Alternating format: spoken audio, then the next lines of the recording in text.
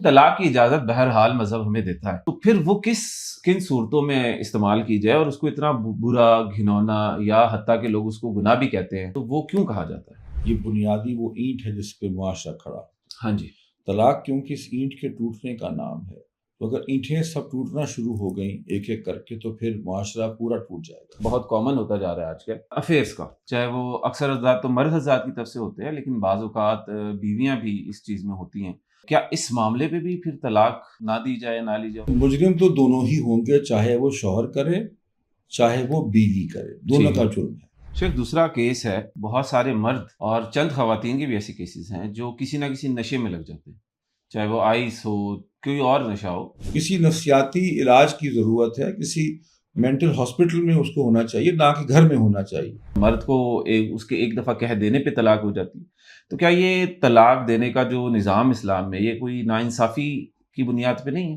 دیکھیے، اگر آپ اپنے ظلم اور بربریت اور جہالت کے کرتے وقت اس کو اسلام کا نام دے دیں گے تو نہ اس پہ قصور اسلام کا ہوگا اور نہ کبھی آپ کو خیر دیکھیں گے اس میں۔ شیخ، ابھی بہت ساری ایسی باتیں ہم نے کی جس میں آپ نے کہا کہ طلاق کے لیے صبر کرنا چاہیے، گزارا کرنا چاہیے، فیلنگز کے خلاف بھی اپنی عقل کا کام لینا چاہیے، لیکن طلاق کی اجازت بہرحال مذہب ہمیں دیتا ہے، تو پھر وہ کن صورتوں میں استعمال کی جائے اور اس کو اتنا برا، گھنونا یا حتیٰ کہ لوگ اس کو گناہ بھی کہتے ہیں معاشرتی لیول پہ، تو وہ کیوں کہا جاتا ہے؟ دیکھیے، آپ کو یاد ہے کچھ تھوڑی دیر پہلے ایک سوال کے جواب میں نے آپ سے عرض کیا تھا کہ یہ بنیادی وہ اینٹ ہے جس پہ معاشرہ کھڑا۔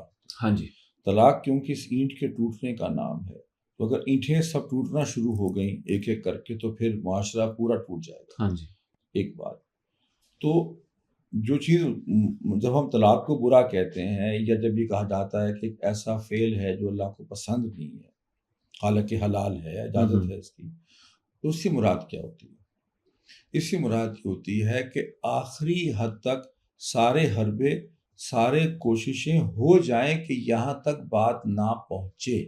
ٹھیک ہے، ٹھیک ہے، یہ نہیں ہو سکتا کہ آج کھانے میں نمک زیادہ ہے تو تمہیں طلاق ہے، یا آج تو تمہارے ابو سے کہا تھا کہ ہمیں یہ چیز لے کے دو، تم نے لے کے نہیں دی تو تمہیں طلاق ہے۔ تو یہ آپ نے تو سارے شرم ہی اتار دی نا آپ نے۔ آج کل تو یہ مسئلہ ہے۔ تو آپ نے یہ کرنا ہے کہ آپ نے اس بلڈنگ بلاک کو، اس شادی کے یونٹ کو بچانے کی کوشش کریں جس حد تک بھی آپ اس کو بچا سکتے ہیں۔ ٹھیک ہے، اس کو بچانے کے لیے کمپرومائز بھی کرتے ہیں، سمجھاتے بھی ہیں، بڑے بھی خاندان کے، معاشرے کے بزرگ انوالو ہوتے ہیں کہ بھی ایک دوسرے کے ساتھ چلو۔ کرنے والا کام ہے وہ یہ نہیں ہے کہ طلاق کو نہ دی جائے، بلکہ جب بالکل کوئی راستہ نہ بچے اور آپ کو لگے کہ کوئی بچنے کا دو طرفہ بھی ہو سکتی ہے، ایک طرفہ بھی ہو سکتی ہے، تو پھر آپ لے لیں۔ لیکن میں آپ کو یہ بتا دوں کہ یہ اب یہ نہیں ہو سکتا جی کہ مجھے تو لال گلاب پسند تھے تو مجھے پیلے لا دیے تو مجھے طلاق دے دو، یا یہ کہ جی کو کہے آدمی یہ کہے کہ جی مجھے تو اس کو میں نے کہا 2-3 دفعہ کہا ہے کہ بھئی کوئی ڈیمانڈ ایسی کی ہے جو کہ کسی وجہ سے پوری نہیں ہو سکی، تو آپ نے کہا جی مجھے کیونکہ میرے حکم کی تعمیل نہیں ہوئی۔ اچھا، اس وقت سارے کے سارے اسلامی شوہر بن جاتے ہیں اور سارے حدیثیں سنانا شروع کر دیتے ہیں جی کہ اسلام میں بڑا مقام ہے، اور جو جس کی دل کرتا ہے۔ تو یہ نہ کریں، اپنے فرائض پر جو ہے توجہ دیں۔ چلیے، میں کچھ کیسز اسی کے لیے آپ کے سامنے رکھنا چاہوں گا، اس پہ پھر آپ کی رہنمائی ہو کہ مثال کے طور پہ سب سے بڑا ایک بہت کامن ہوتا جا رہا ہے آج کل افیئرس کا، چاہے وہ اکثر حضرات تو مرد حضرات کی طرف سے ہوتے ہیں، لیکن بعض اوقات بیویاں بھی اس چیز میں ہوتی ہیں۔ شوہر دیکھ لیتا ہے کہ ماضی میں بیوی کا کوئی تعلق رہا ہو کسی سے، چاہے وہ بات چیت کا ہو یا دوستی کا ہو، یا بیوی دیکھ لیتی ہے کہ شوہر کسی غیر خاتون کے ساتھ بات چیت کرتا ہے یا ملتا اٹھتا بیٹھتا ہے، اور اس پہ بڑا شدید اختلاف ہوتا ہے، اور کیا اس معاملے پہ بھی پھر طلاق نہ دی جائے، نہ لی جائے اور اس کو اینٹ کی خاطر، معاشرے کی خاطر چلایا جائے؟ دیکھیے، پہلی بات تو یہ ہے کہ جو الزام مردوں پہ لگتا ہے کہ وہ گڑبڑ کرتے ہیں ایسے، تو اکیلے تو نہیں کرتے، کسی خاتون کے ساتھ ہی کرتے ہیں۔ بالکل، اس کو اکیلے مرد کو الزام نہیں دیا جا سکتا، اور اگر ایک خاتون کو کہتے ہیں کہ وہ گڑبڑ کر رہی ہے تو وہ اکیلی تو نہیں کر رہی، کسی مرد کے ساتھ ہی کر رہی ہے۔ بالکل، تو مجرم تو دونوں ہی ہوں گے، چاہے وہ شوہر کرے چاہے وہ بیوی کرے، دونوں کا جرم ہے۔ ٹھیک ہے، اور اسی لیے یہ نہیں کیا جاتا کہ اس لیے اس کو روکا جاتا ہے کیونکہ مجھے آپ کو پسند نہیں آئے گا، اللہ تعالیٰ نے ہر مسلمان مرد اور عورت کو پابند کیا ہے کہ وہ زنا کے قریب بھی نہ جائے. صحیح. زنا تو کرنا بہت دور کی بات ہے، ایسے کام کرنا جو زنا کی طرف لے کے جائیں. روایات میں آتا ہے کہ شروع آنکھ سے ہوتا ہے، آدمی دیکھتا ہے، انسان دیکھتا ہے، پھر سوچتا ہے، پھر پاؤں قدم اٹھاتا ہے. ایک پروسیس ہوتا ہے جس کے ذریعے سے آپ وہاں چلے جاتے ہیں. تو ایک تو یہ چیز جو ہے نا، یہ اس لیے نہیں کیونکہ میری بیوی مائنڈ کرے گی یا میرے شوہر کو پسند نہیں آئے گا، نہیں، اللہ نے منع کر دیا جسے، اور وجہ سے منع کیا. بالکل. دوسری وجہ یہ ہے کہ اگر کوئی ایک ہوتا ہے شخص جو کہ کبھی پھسل سکتا ہے، انسان ہے نا، پھسل سکتا ہے، اور ایک ہوتا ہے عادی مجرم. ایک ہوتا ہے عادی مجرم. دو فرق چیزیں ہوتی ہیں. کسی کے پھسل جانے کو اور وہ ایک دفعہ ہوتا ہے. اگر کسی شخص سے کوئی پھسلن ہو گئی ہے اور وہ اس پہ توبہ بھی کرتا ہے، اس پہ شرمندہ بھی ہے، تو میرا تو خیال ہے کہ انسان کو کوشش کرنی چاہیے کہ دل بڑا کرے اور اس کو معاف کرے. کیوں؟ کیونکہ یہ معاملہ آپ کی غیرت سے بھی زیادہ، آپ کی پسند سے بھی زیادہ اللہ تعالیٰ کی فرمانبرداری کا ہے. اگر آپ کا شوہر آپ سے اگر واقعتاً یہ کہتا ہے کہ مجھ سے بہت بڑی بھول ہوئی اور میں نے اللہ کو بھی ناراض کیا اور تمہارا بھی دل دکھائے، اور اب میں دونوں کے ساتھ میں توبہ کرتا ہوں، نہ میں اللہ کی نافرمانی کروں گا اور نہ میں تمہارا دل دکھاؤں گا اس طرح سے کبھی، تو میرا خیال ہے کہ ایسے شخص کے لیے تو کوشش کرنی چاہیے کہ معافی کر دی جائے. البتہ عادی مجرم کا معاملہ اور ہے، وہ میں نے جیسے عرض کیا کہ عادی مجرم تو کوئی اور چیز ہے، کوئی سزا کا مستحق بھی ہوتا ہے. تیسری چیز ہے تھوڑی سی سخت بات. اچھا، کر دوں؟ جی شیخ ضرور. عادی مجرم نہ ہو تو کبھی مرد کو بھی سوچنا چاہیے کہ آخر میری بیوی توجہ کی متلاشی کہیں اور سے ہی کیوں؟ کہیں ایسا تو نہیں ہے کہ میں توجہ کا حق ادا نہیں کر رہا. صحیح. میں یہ نہیں کہہ رہا کہ یہ کوئی جواز ہے. ہاں جی. میں جواز نہیں پیش کر رہا، میں اصلاح کے لیے پیش کر رہا کہ کہیں اس کو توجہ بڑھانی چاہیے. کیا میں اس کا خیال نہیں رکھ رہا، میں اس کی ذمہ داریاں پوری نہیں کر رہا، اس کے ساتھ اچھے اخلاق سے پیش نہیں آ رہا. اور میں آپ کو بتاؤں، خواتین کا معاملہ جو ہے وہ پیسوں کے معاملے میں خواتین جو ہوتی ہے نا، عمومی طور پہ پھر بھی فارگیونگ ہو سکتی. خاتون جو ہے وہ کمزور مالی آدمی کے ساتھ گزارا کرنا اس کے لیے اتنا مشکل نہیں ہے جتنا بد اخلاق آدمی کے ساتھ گزارا کرنا اس کا مشکل ہے. یہ چیز یاد رکھیے. بد اخلاق آدمی ہے نا، وہ سارے دن بدتمیزی کرتا ہے. اچھا، یہ دونوں طرف سے بالکل ایسے، یعنی کہ اب ایک نے سن لی ہے، اب مرد پیچھے پڑ جائیں گے سن کے. اب عورتوں کو بھی کہوں کہ وہ میرے خلاف بولے، موقع دے دو. نہیں، بات میرے خیال سے سمجھ آ گئی ہے کہ دونوں طرف سے ہوتا ہے. کوئی بھی شخص نہیں چاہتا. تو جو زبان ہے نا جی، یہ میں نے جیسے کہا کہ آپ پابند ہیں، آپ کا دل نہیں بھی کرتا. اور دیکھیے میں آپ کو بتاؤں، ہمارے ایک دوست بڑی مزے کی بات کہتے ہیں کہ غصہ بڑا چلاک ہوتا ہے. غصہ بڑا چلاک ہوتا ہے، کمزور پہ آتا ہے.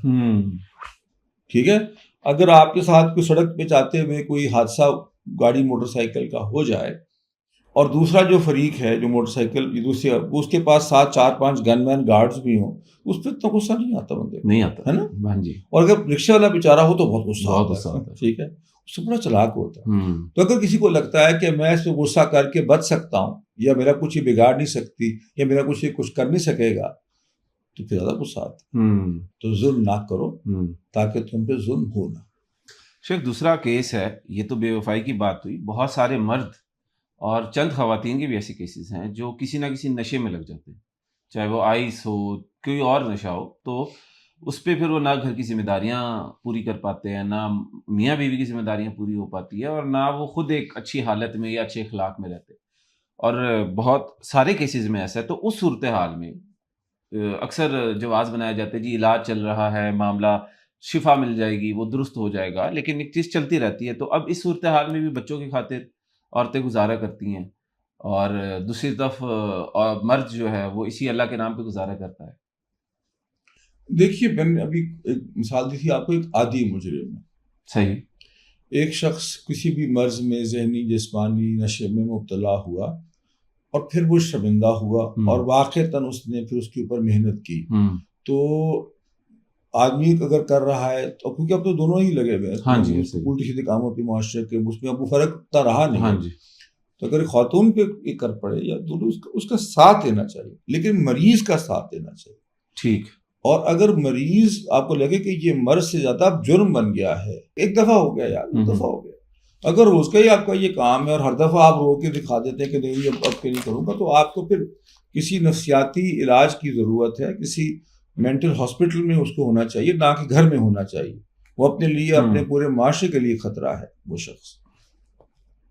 ایسے شخص کو اگر کوئی مرد کہتا ہے جی کہ میں نے اتنا عرصہ کوشش کی ہے اور نہیں میں چھڑوا سکا، تو اور خاتون یہ کہتی ہے جی کہ یہ آدمی عادی نشئی ہے اور اتنے سالوں سے یا اتنے عرصے سے یہ ٹھیک نہیں ہوتا تھا، پھر ٹھیک ہے، پھر کیوں؟ اچھا، ہمارے ہاں یہ بات یاد رکھیے کہ ہم طلاق گناہ نہیں ہے، طلاق جرم نہیں ہے، بے جواز کوئی بھی کام کرنا جائز نہیں ہے. ہاں جی. کسی چیز کے تقاضے پورے کیے بغیر کرنا، اگر آپ شادی کے دیے تقاضے ہیں اگر آپ وہ نہیں پورے کرتے تو وہ شادی بھی کرنا آپ کے لیے جائز نہیں ہوگا نا. بالکل ٹھیک ہے نا. آپ وضو کے بغیر نماز بھی پڑھنا جائز نہیں ہے نا. بالکل ایسے ہی. تو ہر چیز کے تقاضے ہوتے ہیں، طلاق کے بھی تقاضے ہیں، سخت تقاضے ہیں. اگر وہ تقاضے پورے بغیر کوئی بھی آپ کام کریں گے تو گناہ ہوگا، تو طلاق بھی گناہ ہوگی. شیخ اسی طرف میں آنا چاہا تھا، جیسے اب ہمیں سیرت میں قصہ بھی ملتا ہے کہ صحابیہ نے صرف اس معاملے پر کہ انہیں شکل و صورت نہیں پسند، طلاق لی، اور طلاق ان کو حضور صلی اللہ علیہ وسلم نے اجازت بھی فرمائی. تو کیا یہ ایک ٹھوس وجہ نہیں ہے؟ اور اگر یہ نہیں ہے تو پھر جو آپ کہہ رہے ہیں کہ انتہائی ٹھوس وجوہات ہیں شریعت میں، وہ کیا ہیں؟ انٹرنیٹ سے جو فائدہ ہوا ہے کہ دین کے علم اور معلومات کی ایکسیس ہو گئی ہے لوگوں کو بہت زیادہ. ہاں جی. وہاں پر ایک اس کے ساتھ ایک مسئلہ یہ بھی ہوا ہے کہ ہر شخص مفسر قرآن ہو گیا، شارح حدیث ہو گیا، عالم مفتی ہو گیا. آئیے اس واقعے کو دیکھتے ہیں. ضرور.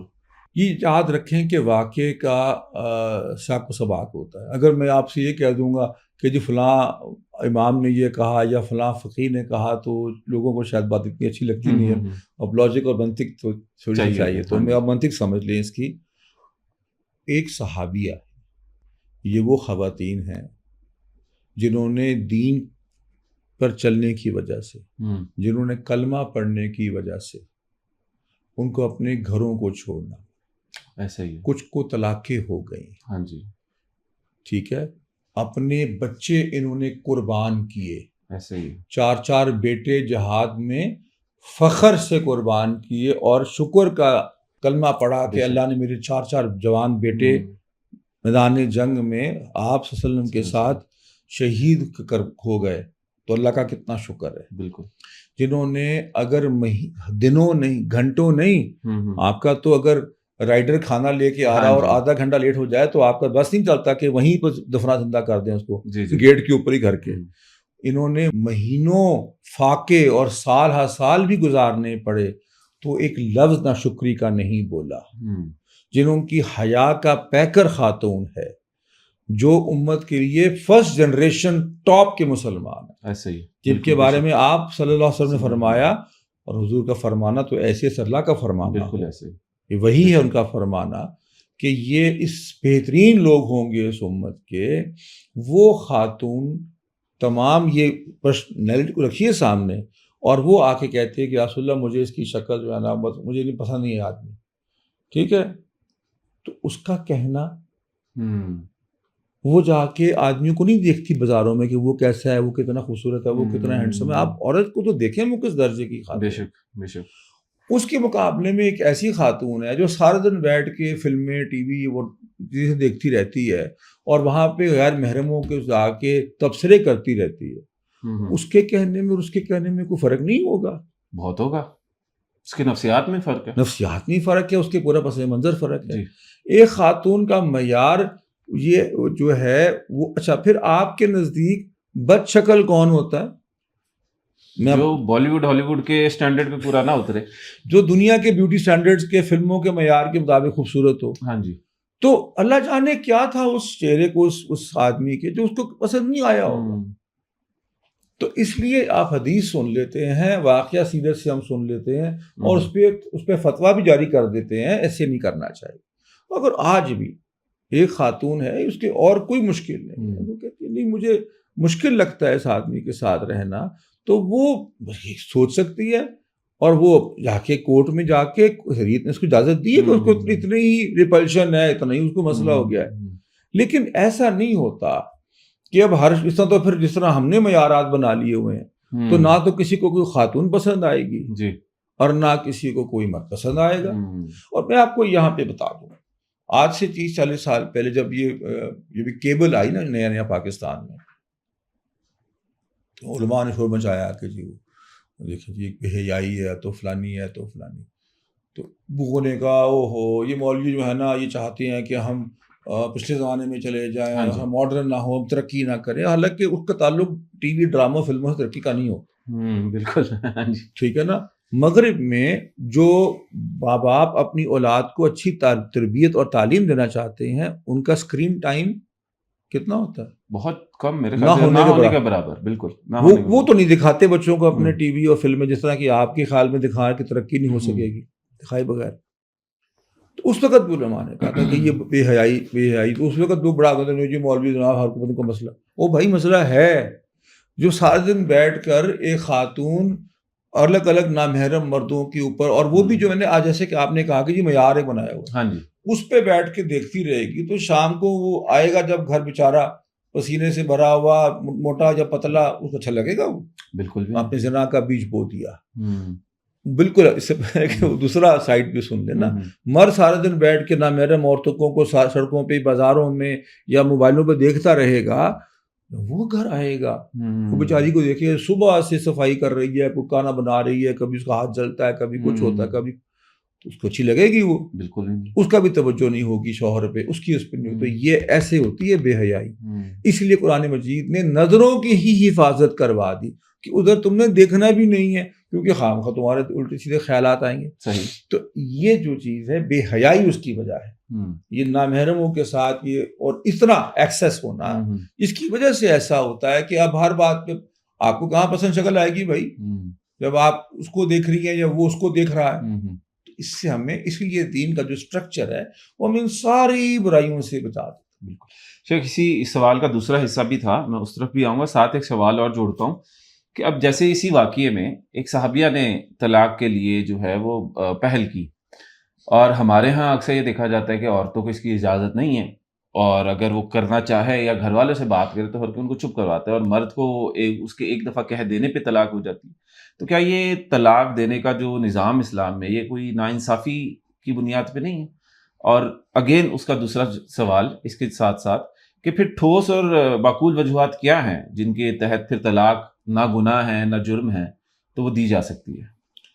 دیکھیے، اگر آپ اپنے ظلم اور بربریت اور جہالت کے کرتے وقت اس کو اسلام کا نام دے دیں گے تو نہ اس پہ قصور اسلام کا ہوگا اور نہ کبھی آپ کو خیر دیکھیں گے اس میں. اچھا ٹھیک ہے.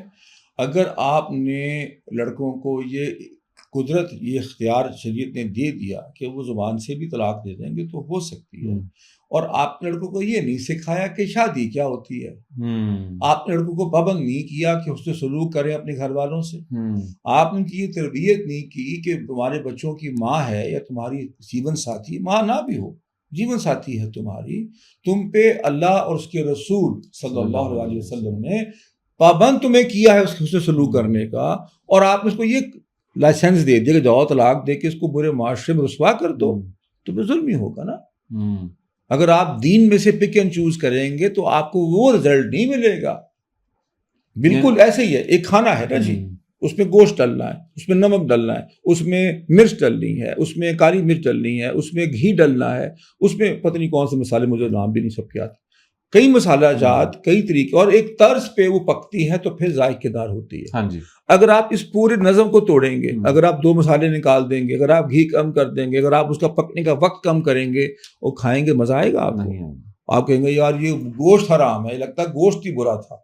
آپ پروسیس کو دیکھیں. تو ہم نے اپنے بچے اور بچیوں کو یہ سکھایا ہی نہیں ہے، اور اختیارات بہت سارے دے دیے ہیں. ٹھیک ہے، یعنی ایک بات تو اسلام نے یہ نہیں کیا، یہ ہماری جہالت، یہ ہماری جہالت ہے کہ ہم جب دل چاہتا ہے اسلام کا ہاتھ پکڑ لیتے ہیں جب ہمیں سوٹ کرتا ہے. اب بچوں کا بھی ایسے ہی ہے کہ بچیوں کو ہم نے یہ کہنا، جب کہا جاتا تھا کہ اب یہ سوشل ایک چیز ہے نا ہاں جی کہ بیٹے اب آپ کا یہاں سے ڈولی لے کے جا رہی ہے بارات، اب آپ کا وہاں سے جنازہ ہی آنا چاہیے. تو اس کا مطلب یہ نہیں تھا کہ واقع سے جنازہ ہی آ جائے. ہاں جی ظلم و ظلم سہ کے اس کا مطلب یہ نہیں کہ اگر تمہارا کوئی تمہیں کوئی چاقو دکھائے تو تم چاقو بھی کھا لو. اور کوجی ابو جی نے کہا تھا، مطلب یہ تو تھا کہ بیٹے جتنی کوشش ہو سکے کہ آخری حد تک نبھا سکو شریعت میں اور انسانیت کے دائرے کار. لیکن اگر کسی بچی کو بربریت اور جبر اور ظلم کا اس کو سامنا کرنا پڑ رہا ہے تو باپ کے لیے یہ بہتر ہے بالکل، اور وہ بالکل محسوس نہ کرے. اللہ کے نبی صلی اللہ علیہ وسلم نے فرمایا، بڑی بڑی عجیب سی بات ہے، آپ دیکھیں کہ بہترین صدقوں میں سے، صدقات میں سے ایک صدقہ یہ ہے کہ تم اپنی اس بیٹی پہ خرچ کرو جو واپس آ گئی ہے، یعنی کہ طلاق ہو گئی ہے یا بیوہ ہو گئی ہے، تو اس پہ خرچ کرنا ایک عظیم صدقہ ہوگا. تم اس کو بوجھ مت سمجھنا، صحیح، کوئی بوجھ نہیں ہے ہمارے اوپر. لیکن اب پھر وہی بات کی جرم اور بربریت کا کیا مطلب ہے؟ بالکل وہ سٹینڈرڈ تو کہ اگر آپ ڈیفائن کرنا پڑے گا. پوری دیکھیں، ایک بوڑھا بوڑھی ہے، ایک ہی ان کا بیٹا ہے، ان کے ساتھ ہے، ان کی خدمت کرتا ہے، وہ شادی کرتا ہے، تو وہ توقع رکھے گا نا کہ میری بیوی بھی اس خدمت میرا کوئی ساتھ دے کہ نہیں. بالکل ٹھیک ہے نا. اور اگر وہ ایسا توقع رکھتا ہے اور وہ کہتی ہے جی میں 3 بجے سو کے دوپہر کو اٹھوں گی کیونکہ رات میں نے پوری فلمیں دیکھنی ہوتی ہیں، بڑا بڑا مشکل زندگی ہے میری، اور اس پہ اگر کوئی اس پہ تانا دے دیتا ہے کہ بیٹے وہ صبح ہمیں آپ کی ہیلپ چاہیے تھی، گھر ایک یونٹ ہمیں چلانا تھا، گھر کو سنبھالنا تھا، تو ظلم ہو گیا. اگر آپ کو معیار کیا ہے ظلم کا؟ اب تو ہر بات ظلم ہوتی ہے، بالکل ہر بات پہ ڈراما لوگوں ہونا شروع ہو جاتا ہے. ہر سال یورپ جاتے تھے لیکن 2 سالوں سے نہیں گئے. آپ کسی بچے سے، نوجوان سے، ایسے کئی نوجوان، سب تو نہیں لیکن نوجوان سے کہہ دیں کہ بھئی وہ تو یار تمہیں گاڑی کا ٹائر چینج کر دو، کچھ مجھے نہیں آتا. کھیتی یار تو اتنا بڑا ہو گیا ہے، تو اتنے سالوں سے گاڑی چلا رہا ہے تو تجھے ٹائر نہیں چینج کرنا آتا یار. تو اس بات پہ اس کو ٹرامیٹک ایکسپیرینس ہو جائے گا کہ میری آپ نے ذلت کر دی ہے، مجھے آپ نے لوگوں کے سامنے ذلیل ہو گیا ہوں، اب مجھے کوئی نشہ کرنا پڑے گا تو مجھے سکون. اب آپ تو یہ ظلم ضروریت کا آپ نے معیار بنانا شروع کر دیا. تو یہ تو آپ کے اپنا قصور ہے نا. پھر تو بے شک کیا معیار ہے؟ دیکھیے، آپ کسی کو نمبر 1 کسی شوہر کو یہ اختیار نہیں ہے کہ وہ اپنی بیوی کے اوپر جسمانی تشدد کرے. ٹھیک ہے، مار پیٹ کرے اور کوئی جواز نہ ہو، کچھ بھی نہ ہو اس کے پاس. وہاں پر دل نہیں کیا، موڈ خراب ہو گیا تو کر دیا، کوئی جواز اس کا نہیں ہوتا ایسے. دوسرا کہ اس پہ ذہنی طور پہ اس کو ٹارچر کرے، اس کو تانے دے، اس کے کبھی خاندان کے، کبھی اس کے اپنے بارے میں کہ تمہارے تو بال اچھے نہیں ہیں، تمہاری شکل اچھی نہیں ہے، تمہیں تو یہ نہیں آتا، تو وہ نہیں آتا، بدسلوکی کرے. تیسری چیز کہ اس کو مالی قدرت ہونے کے باوجود اس کی ضروریات اس سے آپ روکیں، صرف اس کے اوپر اپنا اختیار اور طاقت دکھانے کے لیے. ایسا شخص ذہنی مریض ہے اور اس کو شادی شدہ گھر میں نہیں، کسی مینٹل ہاسپٹل میں ہونا چاہیے. لیکن پھر دوسری شکل بھی دیکھیں گے ہم، کیونکہ باری بار ڈسکس کرنی چاہیے.